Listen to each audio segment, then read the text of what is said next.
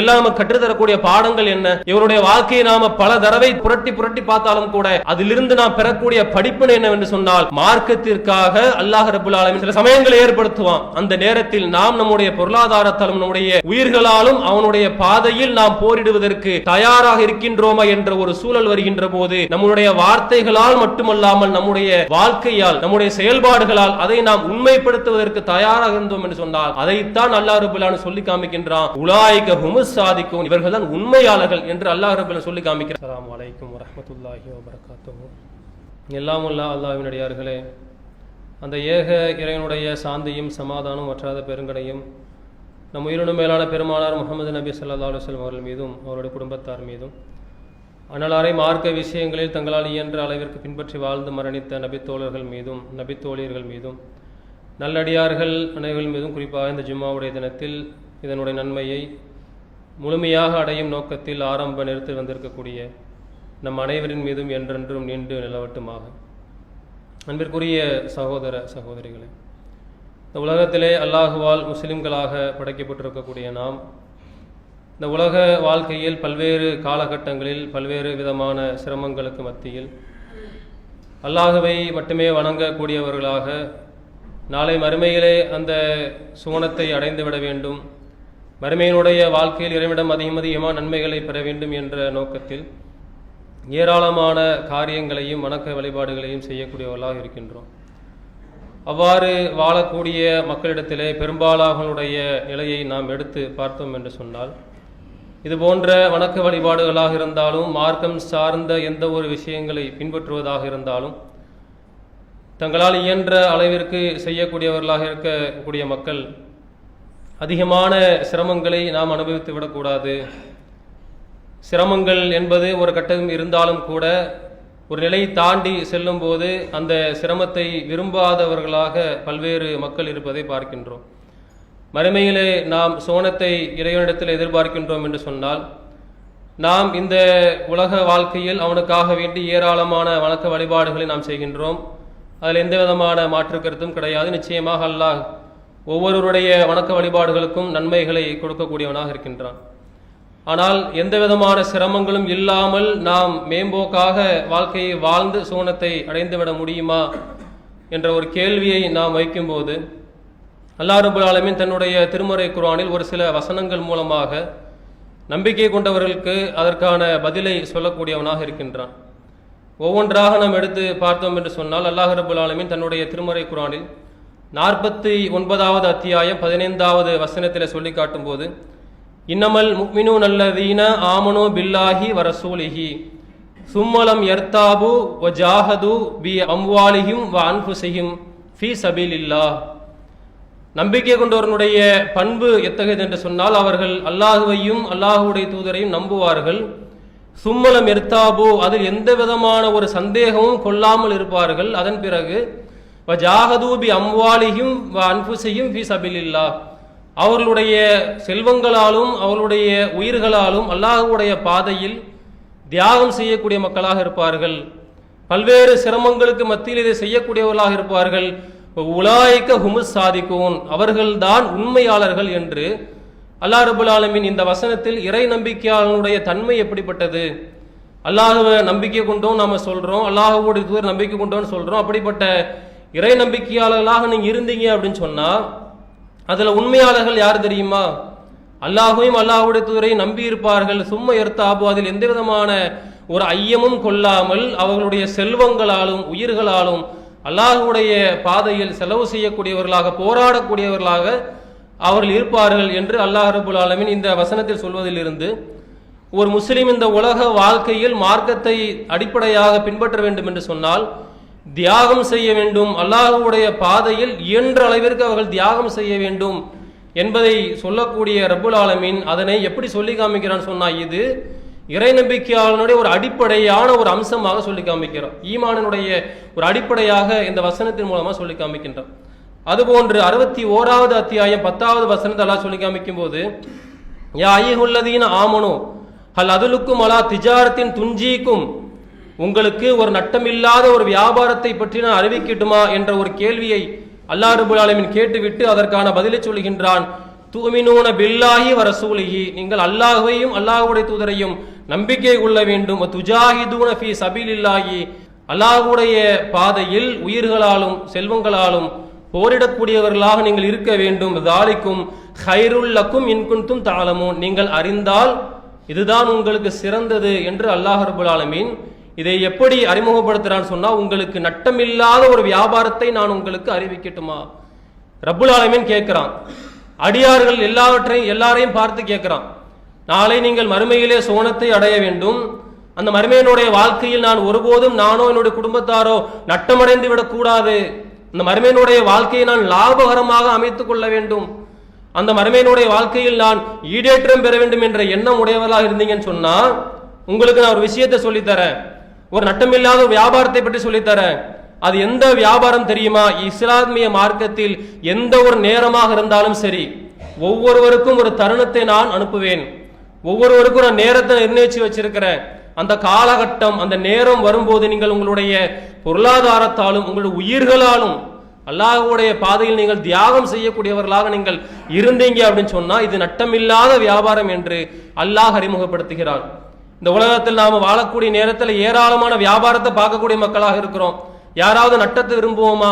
நட்டமில்லாத லாபமான வியாபாரத்தை எப்படி பார்க்கிறது என்று நம்மளுடைய மூளையெல்லாம் கசக்கி நம்மளுடைய எல்லா ஆற்றலையும் அதில் செலவு செய்து அதற்காக வேண்டி நேரத்தை செலவு செய்யக்கூடிய மக்களாக இருக்கிறோமா இல்லையா?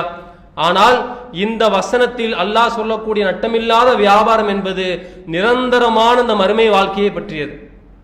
தன்னுடைய திருமறை குர்ஆனில் அல்லாஹ் ரப்பல் ஆலமீன் மறுமையை பற்றி பேசக்கூடிய இடங்களிலெல்லாம் அல்லாஹ் சொல்லி காமிக்கின்றான், காலிதீன ஃபீஹா, அதில் நீங்கள் நிரந்தரமாக இருப்பீர்கள் சொல்லி காமிக்கிறான்ல. அந்த நிரந்தரமான வாழ்க்கையில் நட்டமில்லாம நீங்க இருக்கணும் அப்படின்னு சொன்னா, என்னோடு நீங்கள் ஒரு வியாபாரத்தை நீங்கள் செய்து கொள்ளுங்கள் என்று சொல்லிட்டு அல்லாஹ் ரப்பல் ஆலமீன் இந்த விஷயத்தை சொல்லக்கூடியவனா இருக்கிறான்.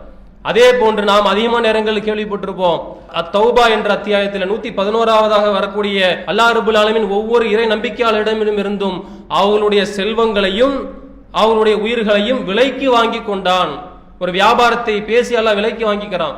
அந்த வியாபாரத்தின் மூலமாக உங்களுடைய உயிர்களையும் செல்வங்களையும் நீங்கள் தருவதற்கு தயாராக இருந்தீங்க அப்படின்னு சொன்னா, அதற்கு ஈடாக நான் வியாபாரத்தின் மூலமாக உங்களுக்கு தரக்கூடிய ஒரு பரிசு என்ன தெரியுமா? ஒரு மாற்று பொருள் என்ன தெரியுமா? பி அன்னலஹுல் ஜன்னா, நான் உங்களுக்கு சொர்க்கத்தை கொடுக்கிறேன். அந்த சொர்க்கத்தை நீங்கள் அடைய வேண்டும் என்று சொன்னால், அந்த சொர்க்கம் உங்களுக்கு நாளை மறுமையில் வேண்டும் என்று சொன்னால், என்னோடு நீங்கள் ஒரு வியாபாரம் செய்ய வேண்டும். என்னன்னு சொன்னா, இந்த மார்க்கத்தில் எப்போதெல்லாம் தேவை ஏற்படுகின்றதோ அந்த நேரம் எதுவாக இருந்தாலும் சரி, உடனடியாக உங்களுடைய செல்வங்களையும் உங்களுடைய உயிர்களையும் நீங்கள் எனக்காக தருவதற்கு தயாரா இருந்தீங்க அப்படின்னு சொன்னா, அதற்கு பகரமாக நான் உங்களுக்கு சொர்க்கத்தை தருகின்றேன் என்று அல்லாஹ் ரப்பல் ஆலமீன் சொல்லக்கூடியதை பார்க்கிறோம். இப்ப மார்க்கத்திற்காக எந்த ஒரு நேரமாக இருந்தாலும் நம்முடைய உயிர் நமக்கானது கிடையாது, நமக்கு சொந்தமானது கிடையாது. நம்முடைய பொருளாதாரம் நாம கஷ்டப்பட்டு சம்பாதிச்சதுதான், நமக்கு சொந்தமானது கிடையாது. எனக்கு அல்லாஹ் கொடுத்திருக்கக்கூடிய நேரம், என்னுடைய ஆற்றல் எதுவுமே எனக்கு சொந்தமானது கிடையாது. மார்க்கத்திற்காக உயிரை இழக்க வேண்டிய ஒரு சூழ்நிலை வரும்போது நான் இழப்பதற்கு தயாராக இருக்க வேண்டும். மார்க்கத்திற்காக என்னுடைய செல்வங்கள் அனைத்தையும் செலவு செய்வதற்கு என்ற நேரம் வருகின்ற போது நான் செலவு செய்வதற்கு தயாராக இருக்க வேண்டும். என்னுடைய ஆற்றலை, என்னுடைய நேரத்தை இந்த மார்க்கத்திற்காக செலவு செய்ய வேண்டிய நேரம் எப்போது வந்தாலும் சரி, நாம் எல்லா நேரங்களிலும் தயாராக இருந்தோம் என்று சொன்னால் நிச்சயமாக அல்லாஹ் சொல்லி காமிக்கிறான், உங்களுக்கு நான் சோனத்தை தருகின்றேன். ஆனால் பெரும்பாலுடைய முஸ்லிம்களுடைய வாழ்க்கையை எடுத்துக்கிட்டோம் அப்படின்னு சொன்னா, ஒரு மேலோட்டமா அந்த வாழ்க்கையை வாழ்ந்தா போதும். நம்மால் இயன்ற அளவிற்கு தொழுகையை தொழுகின்றோமா, நோன்பு நோக்கின்றோமா, இயன்ற அளவிற்கு பொருளாதாரத்தை செலவு பண்றோமா, இது மட்டும் செய்தால் போதும். இந்த உலகத்தில் எங்களுக்கு எந்த விதமான ஒரு கஷ்டங்களோ சிரமங்களோ வந்துவிடக் கூடாது என்ற எண்ணம் கொண்டவர்களாக இருக்கிறோமா இல்லையா? வாயளவில் சொல்லாட்டாலும் கூட பெரும்பாலான மக்களுடைய வாழ்க்கையினுடைய செயல்பாடுகள் எடுத்து பார்த்தோம் அப்படின்னு சொன்னா, அது நமக்கு சொல்லக்கூடிய மறுக்க முடியாத உண்மை என்னன்னு சொன்னா, சிரமங்கள் வந்துவிடக்கூடாது. மார்க்கத்திற்காக சிரமப்பட வேண்டிய ஒரு சூழ்நிலை வரும்போது அதற்கு அவர்கள் தயாராக இல்லாத தங்களுக்கு தாங்களே நிலையை ஏற்படுத்தி கொள்றதா பார்க்கிறோம். ஆனால் அல்லாஹ்வுடைய தூதர் அவர்கள் சொன்ன ஒரு செய்தி புகாரியிலே 6487 வரக்கூடிய செய்தி ரசூலுல்லாஹ் சொல்லி காமிக்கின்றாங்க, ஹுஜிபத்தின் நானுபி ஷஹவாத், நரக நெருப்பு என்பது மனோ இச்சைகளால் மூடப்பட்டுள்ளது. உஜிபத்தில் ஜன்னத்து பில் மக்காரி, சுவனம் என்பது சிரமங்களால் மூடப்பட்டுள்ளது. சொர்க்கத்தை அல்லாஹ் எப்படி அமைச்சிருக்கிறான் அப்படின்னு சொன்னா சிரமங்களை கொண்டு திரையிட்டு மூடி இருக்கிறான். நாம இந்த உலக வாழ்க்கையில் வாழ்கின்ற நேரத்தில் அல்லாஹ்வுக்காக வேண்டி கொஞ்சம் கொஞ்சமா சிரமத்தை அனுபவிக்க நாம் தயாராகிறோம் சொன்னா நாம் நமக்கான சொர்க்கத்திற்கான திரையை கொஞ்சம் கொஞ்சமாக விலக்கிக்கிட்டே இருக்கிறோம். எந்த அளவுக்கு நாம் சிரமங்களை அனுபவிக்கின்றோமோ அந்த அளவிற்கு அந்த சொர்க்கத்தினுடைய திரையை அகற்றி நாளை அல்லாஹ்வை சந்திக்கும் போது எந்த விதமான ஒரு தடுப்போ திரையோ இல்லாமல் நாம் சோனம் செல்வதற்கான ஒரு ஏற்பாடு இந்த உலகத்தில் நாம் சிரமங்களை அனுபவிக்கின்ற இந்த சூழல். அதற்கான சூழல் வருகின்ற போது அல்லாஹ்வுக்காக வேண்டி அந்த சிரமங்களை நான் அனுபவிக்க தயாராக இருந்தோம் என்று சொன்னால் அல்லாஹ் நமக்காக அந்த சொர்க்கத்தை தர தயாராக இருக்கின்றான். இது மாதிரியான ஏராளமான வசனங்கள், அல்லாஹ்வுடைய தூதர் சொன்ன ஏராளமான செய்திகள், இது எல்லாம் நமக்கு இருந்தாலும் கூட இந்த செய்திகளை நாம் எவ்வாறு அணுகுகின்றோம், அல்லாஹ்வுடைய தூதரோடு இருந்த சஹாபா பெருமக்கள் எப்படி அணுகினார்கள் என்று அவர்களுடைய வாழ்க்கையோடு நம்ம ஒப்பிட்டு பார்த்தோம் சொன்னா ஏராளமான வேறுபாடு இருக்குதா இல்லையா? அந்த மக்கள் என்ன சொன்னாங்க? சொர்க்கத்திற்காக வேண்டி நாங்கள் எதையும் இழப்பதற்கு தயாராக இருக்கின்றோம், எந்த விதமான தியாகத்தையும் செய்ய தயாராக இருக்கின்றோம். நாம என்ன சொல்றோம்? நாமளும் அதைத்தான் சொல்றோம். ஆனால் அவர்களுடைய வாழ்க்கையை நாம் எடுத்து பார்த்தோம் அப்படி சொன்னா ஏராளமான சிரமங்கள்.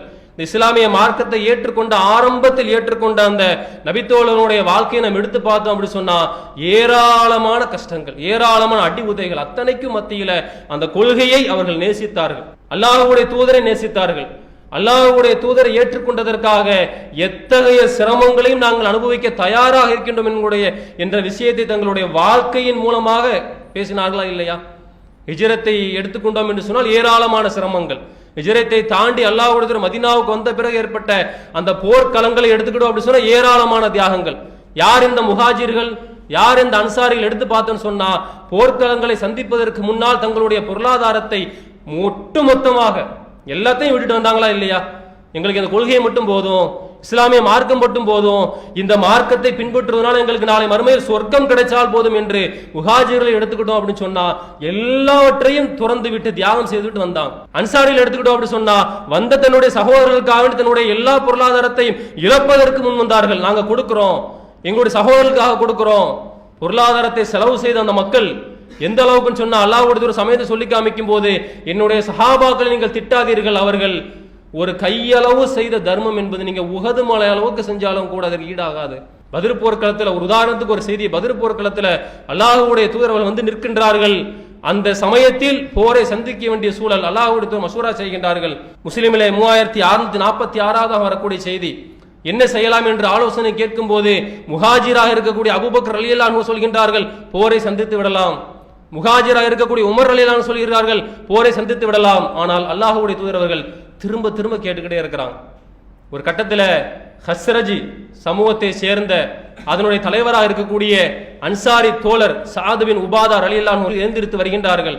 அல்லாஹ்வுடைய தூதரை அவர் சந்தித்து கேட்கின்றார்கள், ஈயானா துரியது யா ரசூலல்லாஹ், அல்லாஹ்வுடைய தூதரே எங்களுடைய நிலை என்னன்றது நீங்க கேட்கிறீங்களா? அன்சாரிகளுடைய கருத்து என்னன்றது எதிர்பார்க்கிறீங்களா? வல்லதி நஃப்ஸி பியதிஹி, எங்களுடைய உயிர் யாருடைய கைவசம் இருக்கின்றதோ அவன் மீது சத்தியமாக ஒன்றை உங்களுக்கு அறிவித்துக் கொள்கிறோம், நீங்கள் எங்களுடைய படைகளை நீங்கள் கடலை நோக்கி நீங்கள் கை காட்டி அந்த கடலை நோக்கி நீங்க செலுத்த சொன்னீங்கன்னு சொன்னா மறுபேச்சு பேசாம நாங்கள் அந்த கடலுக்குள் செலுத்துவதற்கு இந்த கூட்டம் தயாராக நாங்கள் இருக்கின்றோம். அதே மாதிரி எங்களுடைய குதிரையினுடைய பிடரிகளில் தட்டி நீங்கள் பர்குல் ஹிமாத் என்று சொல்லக்கூடிய தூரமான பகுதிக்கு ஓட்ட சொல்லி செல்கின்றீர்களா? எந்த விதமான ஒரு சஞ்சலமும் இல்லாமல் நாங்கள் ஓட்டி செல்வதற்கு நாங்கள் தயாராக இருக்கின்றோம் என்ற செய்தியை அந்த இடத்துல வந்து சொல்றாங்க. மார்க்கத்திற்காக ஏராளமான தியாகங்களை செய்த மக்கள் பத்ர் போர்க்களம் என்று வருகின்ற போது ஒருவேளை இவர்களுடைய கருத்து என்னவாக இருக்கும் ஏன்னு சொன்னா எல்லாவற்றையும் தியாகம் செய்த மக்களாக இருக்கிறாங்க.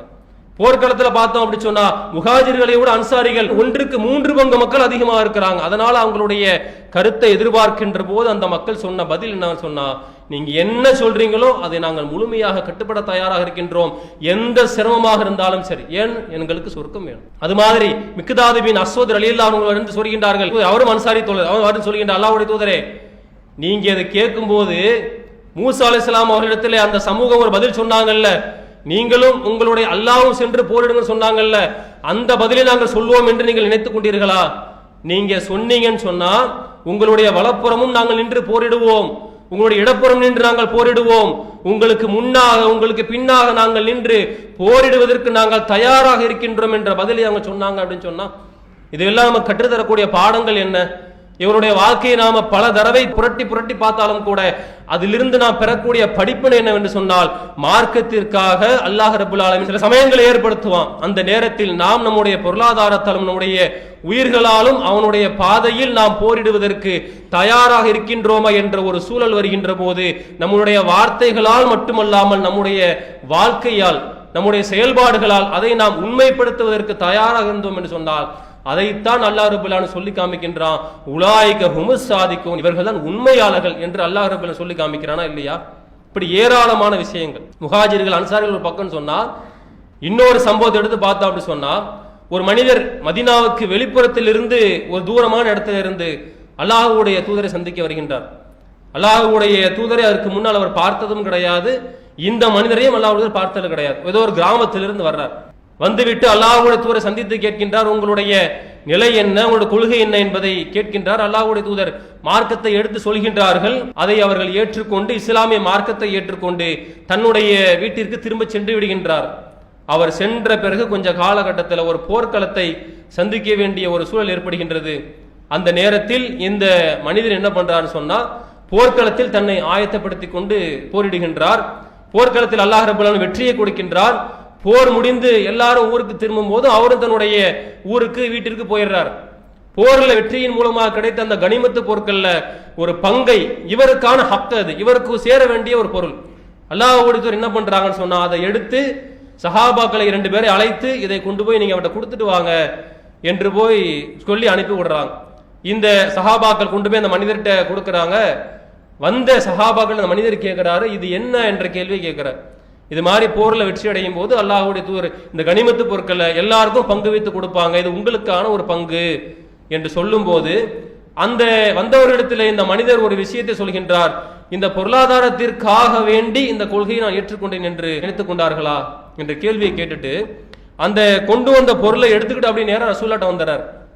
அல்லாஹ்வுடைய தூதரை சந்தித்து கேட்கிற, அல்லாஹ்வுடைய தூதரே இது என்ன பொருள் என்று கேட்கும் போது அல்லாஹ்வுடைய தூதரும் அதே மாதிரி சொல்றாங்க, இது உங்களுக்கு சேர வேண்டிய ஒரு பங்குன்னு சொல்லும் போது, இந்த பொருளாதாரத்தை நீங்கள் எனக்கு கொடுப்பீங்க என்பதற்காக வேண்டி நான் உங்களை ஏற்றுக்கொள்ளவில்லை, நான் இந்த மார்க்கத்தை ஏற்றுக்கொண்டேன், இன்றைக்கு நான் முஸ்லீமாக இந்த உலகத்துல வாழ்றேன்னு சொன்னா என்னுடைய எண்ணம் என்னவென்று சொல்கின்ற, நீங்க கேட்டுக்கங்க, நான் இதே போன்று பல போர்க்களங்கள் உங்களோட நான் கலந்து கொள்ள வேண்டும். அப்படி கலந்து கொள்ளக்கூடிய போர்க்களங்களில் எதிரிகளுடைய கூட்டத்திலே இருந்து வரக்கூடிய ஒரு அம்பு என்னுடைய தொண்டை பகுதியிலே தாக்க வேண்டும், அதன் மூலமாக நான் அதே போர்க்களத்தில் என்னுடைய உயிரை அல்லாஹ்வுக்காக தியாகம் செய்ய வேண்டும், அந்த ஒரு நோக்கத்திற்காக வேண்டித்தான் நான் உங்களை ஏற்றுக்கிறேன், அந்த நோக்கத்துக்காக தான் இஸ்லாமிய மார்க்கத்தை ஏற்றுக்கிறேன், நீங்க கொடுக்கக்கூடிய இந்த பொருளுக்கு ஆசைப்பட்டு கிடையாது என்று சொல்லிட்டு அவர் போயிடுறார். அவர் போன பிறகு ரசூலுல்லாஹ் சொல்றாங்க, இந்த மனிதர் கொஞ்சம் அதிகமா பேசிட்டாரு, நிறைய பேசிட்டாரு இந்த விஷயத்தை தன்னுடைய நபத்தோழர்கள்ட்ட சொல்றாங்க. சொல்லிவிட்டு ரசூலுல்லாஹ் சொல்லி காமிக்கிறாங்க, இவர் ஒருவேளை உண்மையை பேசி இருந்தால் நிச்சயமாக அல்லாஹ் இவரை உண்மைப்படுத்துவான்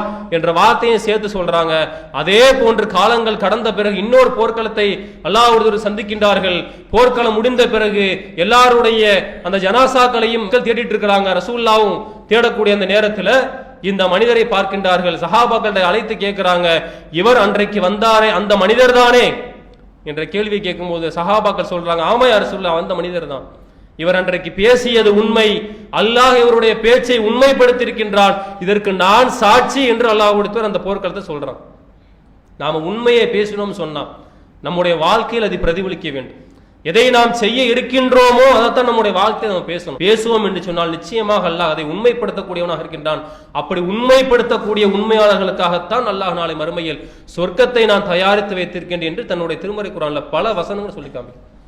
இது மூலமாக நாம் பெறக்கூடிய படிப்பினை என்று சொன்னால், மார்க்கத்திற்காக நாம் என்ன தியாகத்தை செய்திருந்தாலும் தெரியுதான், நிறைய வணக்கங்களை நாம செய்யறோம், நோன்பு நோக்குறோம், பொருளாதாரத்தை செலவு பண்ற எல்லாமே இருந்தாலும் கூட அதற்கான தருணங்கள் என்று வருகின்ற போது நம்முடைய உயிராலும் செல்வத்தாலும் நாம் அல்லாஹ்வுடைய பாதையில் போரிடுவதற்கு நாம் தயாராக இருந்தோம் என்று சொன்னால், அது எத்தகைய காலகட்டமாக இருந்தாலும் சரி, தொடர்ச்சியாக நாம் செய்ய வேண்டிய விஷயங்களாக இருந்தாலும் சரி, நாம் அதை உண்மைப்படுத்தக்கூடிய உண்மையாளர்களாக நாம் இருப்போம் என்று சொன்னால் நிச்சயமாக அல்லாஹ் நமக்கும் நம்முடைய குடும்பத்தாருக்கும் நாளை மறுமையில் அவன் பேசுகின்ற அந்த வியாபாரத்தினுடைய மூலமாக நமக்கு சுவனத்தை தருவதற்கு தயாராக இருக்கின்றான் என்ற விஷயத்தை நாம் புரிந்து கொண்டு அதன்படி நம்முடைய வாழ்க்கையை அமைத்துக் கொள்ளக்கூடியவர்களாக இருக்க வேண்டும். ஆகிர் தாவானா அனில் அல்ஹம்துலில்லாஹி ரப்பில் ஆலமீன். அஸ்ஸலாமு அலைக்கும் வரஹ்மத்துல்லாஹ்.